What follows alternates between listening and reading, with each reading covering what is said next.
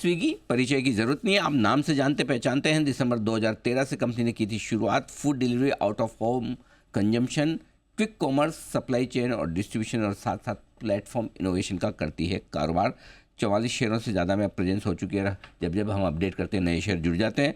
685 शेयरों में कई सारे इनके 25,000 से ज़्यादा के रेस्टोरेंट पार्टनर्स हैं। 12 करोड़ से ज़्यादा यूजर्स हो चुके हैं। दो बेहद खास मेहमान हमारे साथ कार्यक्रम में हो रहे हैं शामिल। सबसे पहले स्वागत करते हैं श्री हर्षा मजेठी साहब का, जो कि कंपनी के एमडी हैं और ग्रुप सीईओ हैं। आपने बिट्स पिलानी से बीटेक की डिग्री हासिल की है, दोनों इलेक्ट्रिकल में भी और इलेक्ट्रॉनिक्स में भी। IIM कोलकाता से आपने मैनेजमेंट में पोस्ट ग्रेजुएशन डिप्लोमा किया है। दूसरे खास मेहमान हैं जो स्विगी फूड के सीईओ हैं, रोहित कपूर साहब। और कपूर साहब भी चार्टर्ड CFA हैं। कोलकाता यूनिवर्सिटी से आपने बीकॉम की डिग्री हासिल की है। इंडियन स्कूल ऑफ बिजनेस से आपने मैनेजमेंट का पोस्ट ग्रेजुएशन प्रोग्राम पूरा किया है। 2022 से आप कंपनी के साथ हैं। कल बाजार बंद होते होते कंपनी के नतीजे आए थे और मैं आपके सामने जल्दी से नतीजे रख दूँ। रेवेन्यू में बढ़िया 12% की ग्रोथ दिखी है तिमाही दर तिमाही। इबिटा लॉस 555 करोड़ का है, जो पिछले तिमाही में 545 करोड़ का था। नुकसान 626 करोड़ का दर्ज किया है, 611 करोड़ से थोड़ा सा बड़ा है। लेकिन उसके बाद मैनेजमेंट की तरफ से आया तगड़ा गाइडेंस भी। इन सब पर करते हैं बातचीत। मजेठी साहब, शुरुआत आपके साथ करता हूँ। Quarter on quarter revenue growth बहुत इंप्रेसिव है। 11.5-12% की ग्रोथ किसी भी लिहाज से अच्छी मानी जाएगी। बताएं सर, क्या खास वजह रही है और आगे आप क्या इसमें और बढ़त की उम्मीद रखते हैं? Thank you very much Anil ji. तो हमारे तीनों बिजनेस जो है, जो फूड डिलीवरी है, क्विक कॉमर्स है, डायना गोइंग आउट बिजनेस है, तीनों में अच्छा खासा ग्रोथ आ रहा है। फूड डिलीवरी में हम last year profitability already demonstrate किया और वो और बढ़ते जा रहा है, अगर आप हमारा Q2 रिजल्ट्स देखें तो। और हमारा इंस्टामार्ट बिजनेस बहुत तेजी से ग्रो कर रहा है और वो ग्रो करता जाएगा अगले कई सालों के लिए। बहुत अर्ली टाइम्स है अभी कैटेगरी में, और अगले 3-4 साल के लिए अच्छा खासा ग्रोथ मिलेगा। डाइनिंग आउट कैटेगरी में भी ग्रोथ हुआ है और उसके साथ साथ हम प्रॉफिटेबिलिटी भी बहुत जल्दी दिखाने वाले हैं उस कैटेगरी में। और तो ये सब का मिलावट यही है कि स्विगी जो खेलता है वो कैटेगरीज ही बहुत ही एक्साइटिंग है। अगले 10-20 साल के लिए ऐसा चलता रहेगा। ये एक क्या बोल सकते हैं, बैरोमीटर बोल सकते हैं कंज्यूमर सेंटिमेंट का। मतलब अभी अभी ये शुरुआत है। हम इंडिया के इकोनॉमिक की ग्रोथ के साथ साथ स्विगी भी बढ़ता जाएगा। जेठी साहब, मैं कल आपके काफ़ी स्टेटमेंट्स भी पढ़ रहा था, सुन रहा था, और आपने शेयर होल्डर्स को जो पत्र लिखा उसमें काफ़ी चीज़ें आपने बताई, कब कब किस सेगमेंट में प्रॉफिटेबल होंगे, ब्रेक इवन करेंगे, और उनको, और आपने वित्त वर्ष 2026 के दिए, कुछ 2027 के, अभी आप 10 साल की भी स्टोरी बता रहे। आजकल कई सारी कंपनियां ऐसी हैं ना सर, मैं रोज़ इंटरव्यू करता हूँ बहुत सारे, उनको 1-2 तिमाही आगे का पता नहीं होता है, वो बोलने में डर घबराते हैं। आपका कॉन्फिडेंस लेवल ही अलग है, एकदम मजबूत, ज़बरदस्त। क्या वजह सर, ये इतना कॉन्फिडेंस कहाँ से?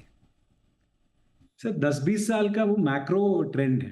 इंडिया के ग्रोथ के ऊपर ये बेट है। अगर जीडीपी पर कैपिटा ग्रो करता है और वो सब अर्बनाइजेशन के ऊपर होने वाला है, तो हमारे बिजनेसेस सारे अर्बनाइजेशन के ऊपर एक बेट है। जैसे अर्बनाइज होता जाएगा, हम जैसे कन्वीनियंस ऑफरिंग्स देते हैं, उसका डिमांड बढ़ने ही वाला है। तो ये 10-20 साल का क्लैरिटी तो हमें काफ़ी वर्षों से रहा है और वो चलता रहेगा। इंडिया के इकोनॉमिक ग्रोथ के ऊपर बेट है ये। इंडिया की इकोनॉमिक ग्रोथ पर पूरा भरोसा। रोहित कपूर साहब, कपूर साहब से तो मेरी मुलाकात पहली बार ही हो रही है। IPO के वक्त कपूर साहब से मुलाकात नहीं हुई थी। सर आपसे तो पहली बार इंटरव्यू कर रहा हूँ, राइट सर? जी, बहुत अच्छा लगा यहाँ पे आके आपसे आपके साथ वार्तालाप करने सर में। बहुत बहुत स्वागत है। सबसे बड़ा सेगमेंट, जो सबसे पसंदीदा सेगमेंट तो आपका ही है, खाने पीने वाला, स्विगी फूड, जिसके आप CEO हैं। बढ़िया एबिटा लेवल पर आपकी तगड़ी ग्रोथ आई है, 94% की, मार्जिन भी 1.5%। तो जो आपने गाइडेंस दिया है 5% के आसपास मार्जिन पहुंचाने का, कब तक होगा और आगे के लिए क्या आउटलुक है सर आपके बिजनेस का?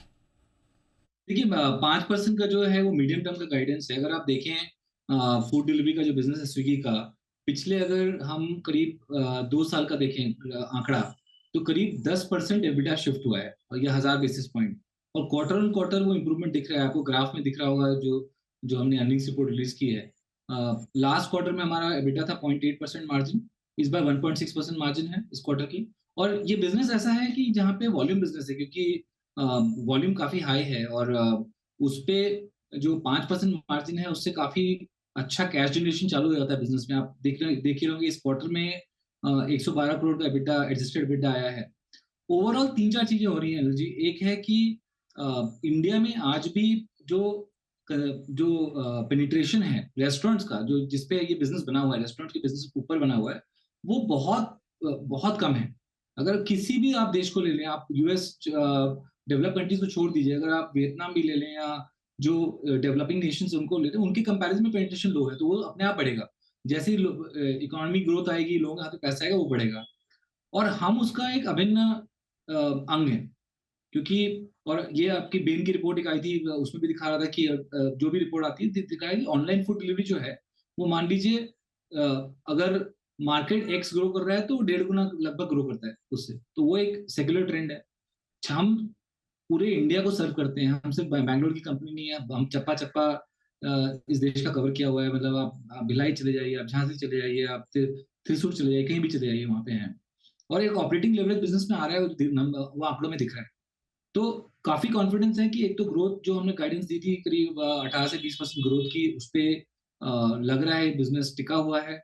दूसरा, आई थिंक प्रॉफिटेबिलिटी अनलॉक हो रही है, contribution margin quarter on quarter increase हो रहा है, और एबिटा का फ्लो अच्छा आ रहा है, क्योंकि कॉस्ट पे हम लोग ने 2 साल से तगड़ा कंट्रोल करके रखा हुआ है।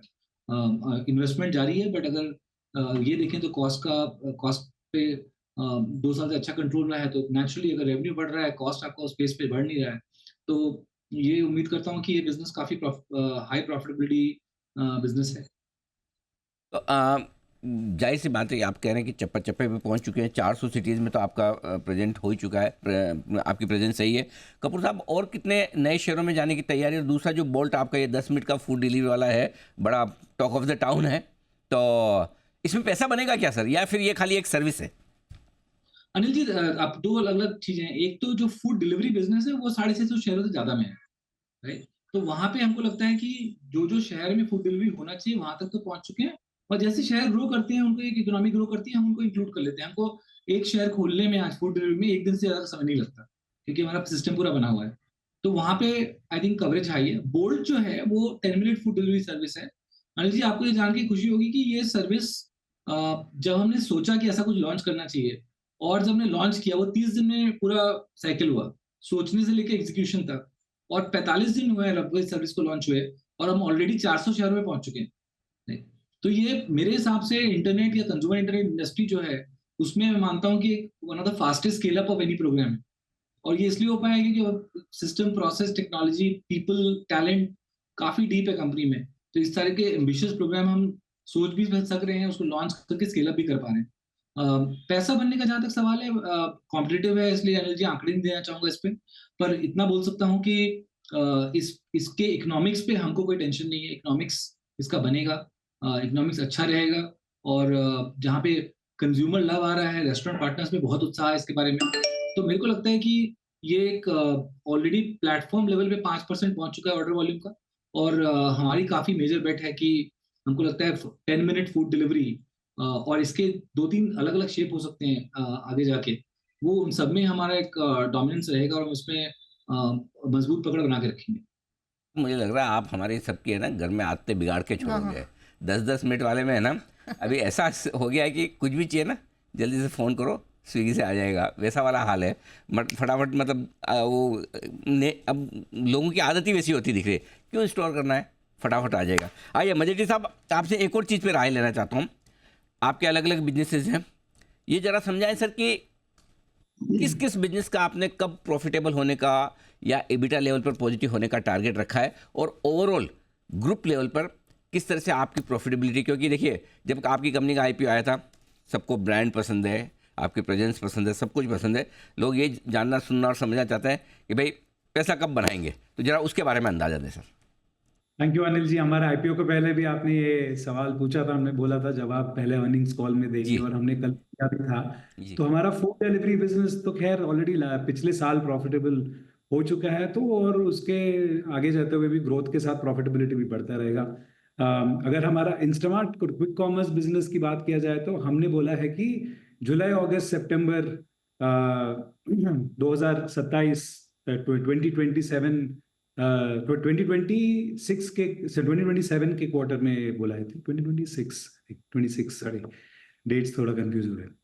तो हमने बोला है कि 3 चीजें हमने बोला है कल के रिपोर्ट में, कि पहले जो कंट्रीब्यूशन मार्जिन का जो ब्रेक इवन है उस लेवल पे प्रॉफिटेबल हम होंगे इंस्टामार्ट बिजनेस में अगले साल के अक्टूबर नवंबर दिसंबर के क्वार्टर में। और हमने बोला है कि जुलाई अगस्त सितंबर 2026 में क्विक कॉमर्स बिजनेस भी प्रॉफिटेबल हो जाएगा। और अगर हमारा तीसरा बिजनेस की बात करें तो ये डाइनिंग आउट या गोइंग आउट बिजनेस जो है वो अभी बहुत ही जल्दी अगले क्वार्टर के आसपास ही प्रॉफिटेबल हो जाएगा। इन तीनों का अगर मिलावट लेंगे तो हमने बोला है कि पूरे कंपनी लेवल में कंसोलिडेटेड प्रॉफिटेबिलिटी जो होगा वो अक्टूबर नवंबर दिसंबर 2025 में होगा।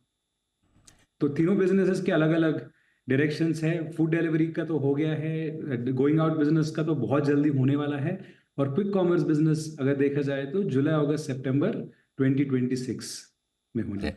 प्रॉफिटेबिलिटी आपने बताई, अब मार्केट शेयर, तो मार्केट शेयर का क्या टारगेट लेकर चल रहे हैं सर अलग अलग सेगमेंट्स में आप?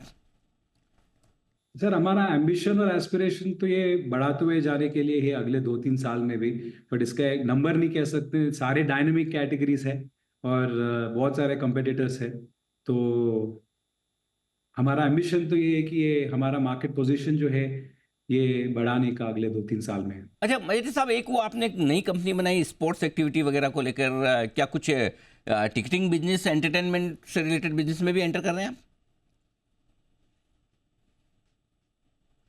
मजेद साहब आपके लिए सवाल है जी, क्या तो कुछ? ये जी जी एक पर्टिकुलर स्पोर्ट है पिकल बॉल बोल के, जो आपने शायद नाम सुना होगा। जी जी जी ये दुनिया का फास्टेस्ट ग्रोइंग स्पोर्ट है आज के दिन में। अगर आप बाहर के देशों में देखें तो कई देशों में इसकी इतनी इतनी पॉपुलैरिटी है, इतना ये पॉपुलर होता जा रहा है कि टेनिस या ऐसे जो स्पोर्ट है उनको भी ओवरटेक कर रहा है। हमको लगता है हम जो ट्रेंड देख रहे हैं शहरों में, बड़े शहरों में, चाहे वो दिल्ली हो, मुंबई हो, हैदराबाद हो, बैंगलोर हो, वहां पे ये बहुत ही लोकप्रिय बनता जा रहा है, खासकर एक कंज्यूमर सेगमेंट में जो शायद स्विगी का भी कंज्यूमर सेगमेंट से बहुत मैच करता है। तो एक आईपीएल स्टाइल एक पिकल बॉल लीग लॉन्च हो रहा है, WPL बोल के, जिसमें हमने बॉम्बे की टीम की ओनरशिप खरीदी है। सो बॉम्बे की जो टीम होगी वो स्विगी की टीम होगी, तो वो ओनरशिप खरीदी है। वो ये उसी कॉन्टेक्स्ट में है, उससे बियॉन्ड स्पोर्ट्स में अभी जाने की ऐसी कोई हमारे प्लान नहीं है। एक और कपूर साहब सवाल आपसे, आपकी प्लेटफॉर्म फीस अभी 10 रुपये के आसपास है, तो क्या कुछ और बढ़ाने का इरादा है, गुंजाइश है, आपको लगता है बढ़ा सकते हैं? एक ये सवाल लेना चाहता हूँ जी इसमें। जी जी मजेद प्लेटफॉर्म साहब। फी, हम कस्टमर से कई सारे फीस चार्ज करते हैं, डिलीवरी फीस होते हैं, प्लेटफॉर्म फीस होते हैं, सबका अगर मिलावट देखा जाए तो टोटल फीस फ्रॉम कस्टमर्स पिछले 2 साल में वो ओवरऑल कम हुआ है। जैसे हमारा कंपनी प्रॉफिटेबल हुआ है और फूड डिलीवरी का प्रॉफिटेबिलिटी बढ़ा है, उसके साथ साथ हमने फीस ओवरऑल टोटल फीस कम करा है कस्टमर के लिए। तो ये प्लेटफॉर्म फी को अकेला नहीं देखा जा सकता, ये ओवरऑल फी स्ट्रक्चर कंज्यूमर के लिए है। तो जैसे डिलीवरी फी जो है, हमारे मेंबरशिप प्रोग्राम स्विगी वन के वजह से हमने कई सारे कस्टमर्स के लिए पूरा डिलीवरी फी हटाया, उसके साथ साथ प्लेटफॉर्म फी बढ़ाया। तो अगर ओवरऑल देखा जाए तो वो कम हुआ है, तो ऐसे ब्रेकअप करके बात करने से थोड़ा कंफ्यूजिंग हो जाएगा। ठीक बात है, बिल्कुल परफेक्ट है। तो ओवरऑल में देखें कि कस्टमर्स किस तरह का अफोर्ड कर सकते हैं।